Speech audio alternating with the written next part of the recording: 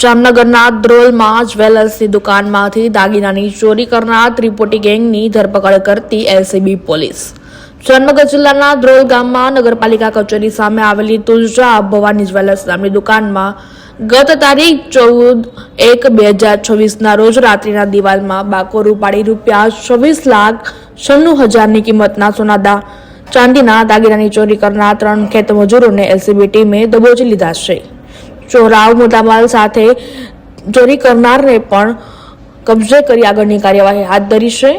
આ ફરિયાદની કાર્યવાહી એલસીબીને મળેલી બાતમીના આધારે પોલીસ અધિક્ષક ડોક્ટર રવિ મોહન સૈનીની સૂચનાની PI VM Lagariya, PSI CM Kanteliya અને પીએન મોરી તથા એલસીબીની સ્ટાફના દિલીપભાઈ તલવાડિયા, હિતેન્દ્રસિંહ જાડેજા, કાસમભાઈ બ્લોચ, યુવરાજસિંહ ઝાલા, મયુરસિંહ પરમાર અને ઋષિરાજસિંહ વાળા સહિતના સ્ટાફ દ્વારા વોચ ગોઠવીને કરવામાં આવી હતી અને સમગ્ર દુકાનના ચોરી કેસનો ભાંડાફોડ કરવામાં આવ્યો છે.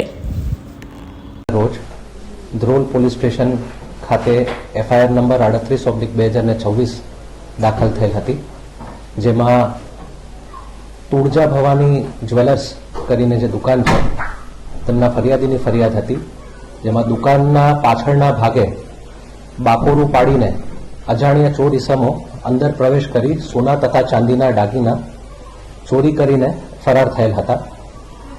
ફરિયાદ થયા પછી ધ્રોલની લોકલ પોલીસની ટીમ તથા એલસીબીની ટીમ તાત્કાલિક ત્યાં ઘટના સ્થળે આવી અજાણ્યા ચોર ઇસમોને શોધવા માટે તજવીજનો આરંભ કર્યો હતો. 3 દિવસની મહેનત પછી હ્યુમન અને ટેકનિકલ ઇનપુટ્સના આધારે એલસીબીની ટીમને બાતમી મળી હતી કે આ અજાણ્યા ઇસમો જે છે એ મોટરસાયકલ પર ચોરીનો મુદ્દામાલ લઈ જોડિયાથી ધ્રોલ તરફ આવી રહેલ છે. આ બાતમીના આધારે તેમને ઇન્ટરસેપ્ટ કરીને ત્યાં જ 3 અજાણ્યા ચોર ઇસમોને પકડી લઈ અને સાથે ચોરીનો જે મુદ્દામાલ છે તે પણ રિકવર કરેલ હતો. આમાં ચોરીનો જે મુદ્દામાલ છે એમાં જે સોનાના દાગીના છે એ 175 ગ્રામ રિકવર થયા છે, એની કિંમત 17,50,000 છે.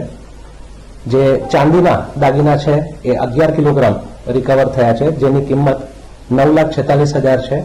એટલે કુલ ચોરીના જે મુદ્દામાલ છે તેમાં 26,96,000નો કમ્પ્લીટ મુદ્દામાલ રિકવર કરેલ છે.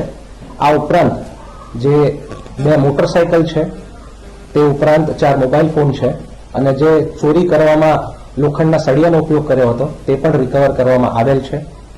આ 3 જે અજાણ્યા ઈસમો છે એમના નામ છે હિંમતભાઈ પાંગડાભાઈ મહેડા, બીજા શૈલેષભાઈ નવલસિંહ મહેડા અને ત્રીજા ટીનુભાઈ પાંગડાભાઈ મહેડા. મૂળ તેઓ દાહોદના નિવાસી છે, તો તેઓની અટક કરેલ છે અને મુદ્દામાલ પણ રિકવર કરેલ છે. હાલ આમની ઉપર કોઈ ગુનાહિત ઇતિહાસ જાણવામાં નથી આવ્યું, તે છતાં એની તપાસ હજુ આગળ ચાલુ છે, તો આગળ મળશે તો એ પ્રમાણે જાણ કરવામાં આવશે. આમની એમઓમાં એવું છે કે આવી એમઓ પહેલી વાર અહીં જોવામાં આવી છે. એમણે જે બાકોરું પાડ્યું છે એમાં જે લોખંડના સળિયા હતા એ સળિયાથી જે બાંધકામ છે, બાંધકામ થોડું જૂનું હોવાના કારણે સળિયાથી જે ઈંટ છે ઈંટના ભાગને તોડવાનો પ્રયાસ કર્યો હતો. એક ઈંટ તૂટી ગયા પછી એક ઈંટોને એમણે ધીરે ધીરે બહાર કાઢી હતી, જેથી વધારે કોઈ અવાજ ન થાય, એટલે આજુબાજુમાં એ રીતના જાણ નથી થઈ. એટલે આ પ્રથમ વખત આવી એમઓ અહીં જોવામાં આવી છે. હાલ અત્યારે કશું જાણમાં નથી.